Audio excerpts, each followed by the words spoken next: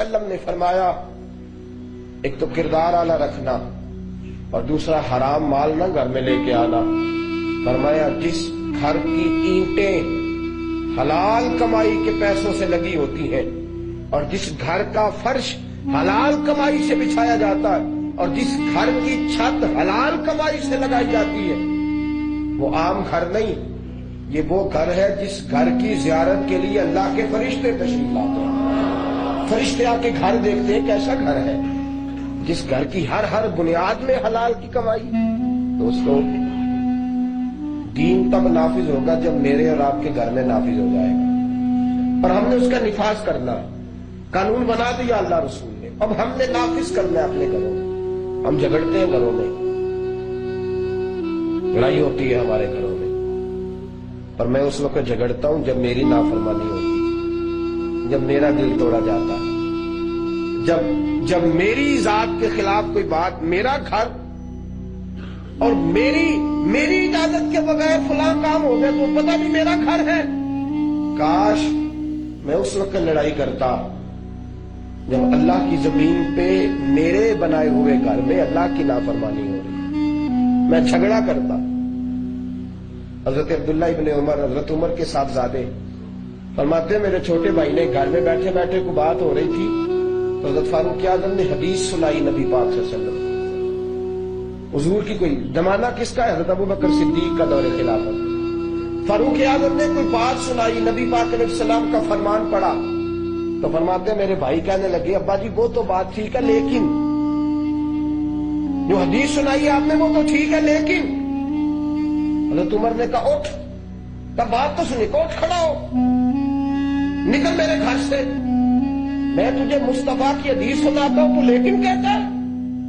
جو نبی پاک کے فرمان پر اگر مگر کہے میرے گھر میں نہیں رہ سکتا، نکل جا، دروازہ کھلا ہے۔ کہتے اماں نے سفارش کرنی چاہیے تو کہا خاموش ہو جا، زندگی بھر میں نے ڈانٹا نہیں تجھے، لیکن اگر حضور کی شریعت کے معاملے میں تو اس کی حمایت کرے گی تو پھر یاد رکھنا جرأت نہ ہوئی کسی کی کہ بیٹا گھر سے چلا گیا۔ تو پھر اس بیٹے نے کیا کیا؟ جا کر کے حضرت ابو بکر صدیق کی بارگاہ خلافت میں گزارش کی کہ حضور مہربانی کر دے، ابا جی نے گھر سے نکال دیا۔ کہ بیٹا تو نے کیا کیا تھا؟ کہ انہوں نے حدیث سنائی تو میں نے لیکن کا جملہ بولا۔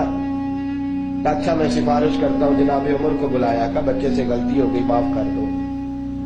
حضرت عمر کہنے لگے ابو بکر تیرا حکم ہے میں معاف کر دیتا ہوں، لیکن تو بتا تیرا بیٹا اس طرح کرتا تو کیا کرتا؟ میں نے معاف کیا تیرے کہنے پہ، لیکن عمر فرماتے ہیں کہ ابو بکر آپ بتائیے آپ کا بیٹا یوں کرتا تو آپ کیا کرتے؟ تو ابو بکر صدیق کہنے لگے تو نے گھر سے نکالا ہے، میں مدینے سے نکال دیتا۔ جرأت تھی کہ مصطفیٰ کا فرمان آیا تو اگر مگر کرے۔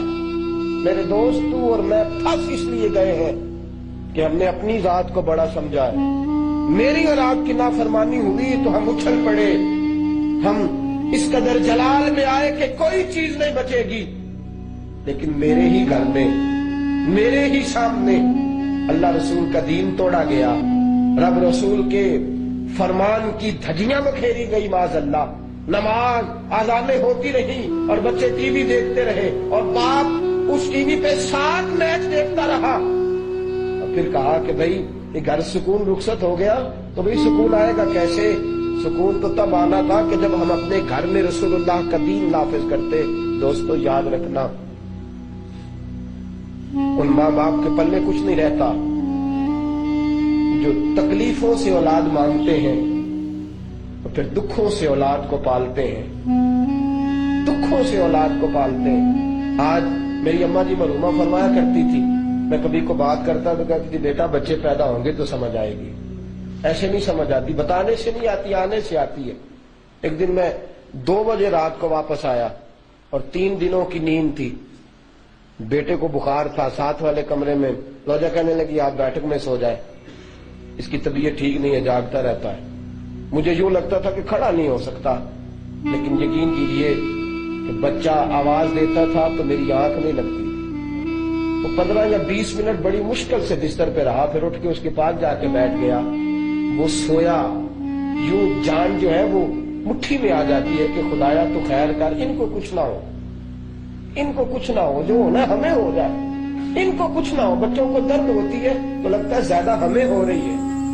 दोस्तों इसी तरह अगर बच्चे अल्लाह रसूल की नाफरमानी करें और मुझे आपको दर्द होने लग जाए, ये भी हम अपने बच्चों की तकलीफ समझे, इस दर्द को महसूस कर।